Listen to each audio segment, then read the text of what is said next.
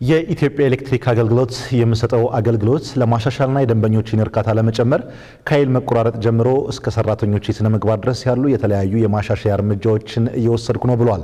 ተቋሙ እነዚህን ተግባራት ለመገናኛ ብዙሃን ባለሙያዎች ትላንት ባስጎበኘበት ወቅትም በአዲስ አበባ ከተማ ብቻ ሲሰራ የቆየውን የደንበኞች ቅሬታና ጥቆማ መቀበያ አጭር ቁጥር 905ን በ2018 በጀት ዓመት በተለያዩ ቋንቋዎች በሀገር አቀፍ ደረጃ አገልግሎት መስጠት እንደሚያስጀምርም ገልጿል። ተቋሙ የሀገሪቱ ብቸኛ ኤሌክትሪክ አቅራቢ እንደመሆኑ በርካታ ጥያቄዎችና ፍላጎቶች የሚቀርቡበት መሆኑን ገልጾ የህዝብ ድምጽ ለሆኑ መገናኛ ብዙሃን በሩ ክፍት መሆኑን ነው ያሳወቀው። ብዙሃን መገናኛ የህዝብ ወኪል ናቸው ተብሎ ይታመናል። እንደ ተቋምም እሱ እናምናለን።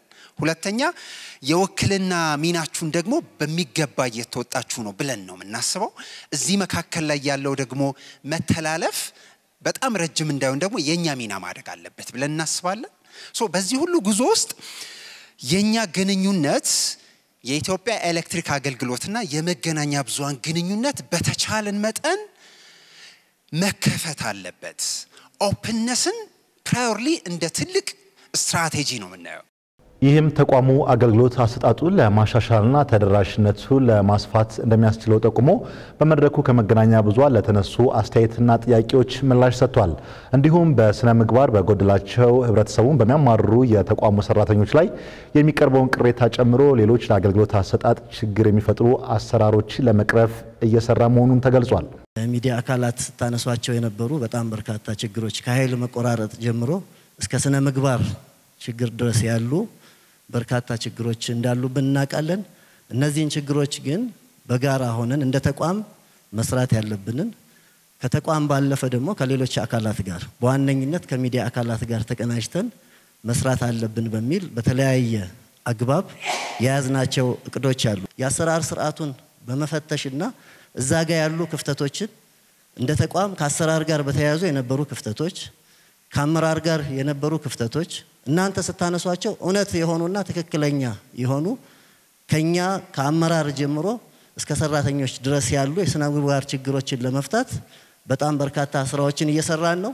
ተቋሙ አገልግሎት አሰጣጡን ለማሻሻልና ተደራሽነቱን ለማስፋት የመሰረተ ልማት ዝርጋታ እያከናወንኩ ነው ያለ ሲሆን በቀጣዩ በጀት ዓመትም 230 የነበሩትን የቅሬታና ጥቆማ መቀበያ ሰራተኞች ወደ 600 እንደሚያሳድግም ገልጿል።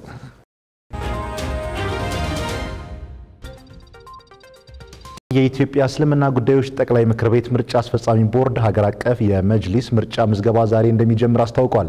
ላለፉት 5 ወራት ዝግጅት ሲያደርግ የቆየው ቦርዱ በ2017 ዓ.ም ለሚያካሂደው የመጅሊሱ ምርጫ ዝግጅቱን ማጠናቀቁን ገልጾ ነው በዛሬው ዕለት ምዝገባ እንደሚጀምር ይፋ ያደረገው።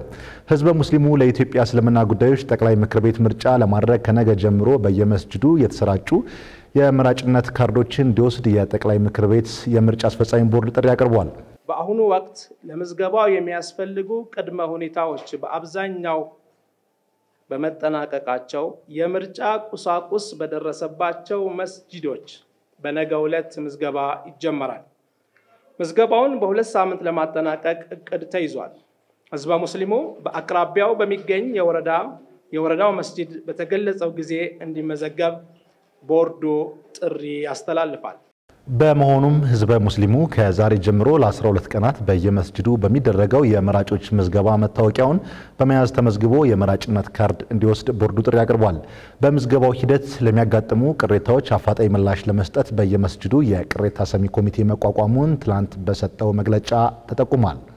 ዓሊሞች በኡለማ ዘርፍ ተመዝግበው ወኪሎቻቸውን እንዲመርጡ፣ ምሁራን በዘርፋቸው ተመዝግበው የተሻለ ብቃት ያለው ተወካያቸውን መርጠው እንዲልኩ፣ በስራ ማህበረሰብ ዘርፍ በመስጂዳቸው ብቃት ኖሮት የተሻለ አገልግሎት ለማበርከት የሚችለውን መርጠው ይወክላሉ።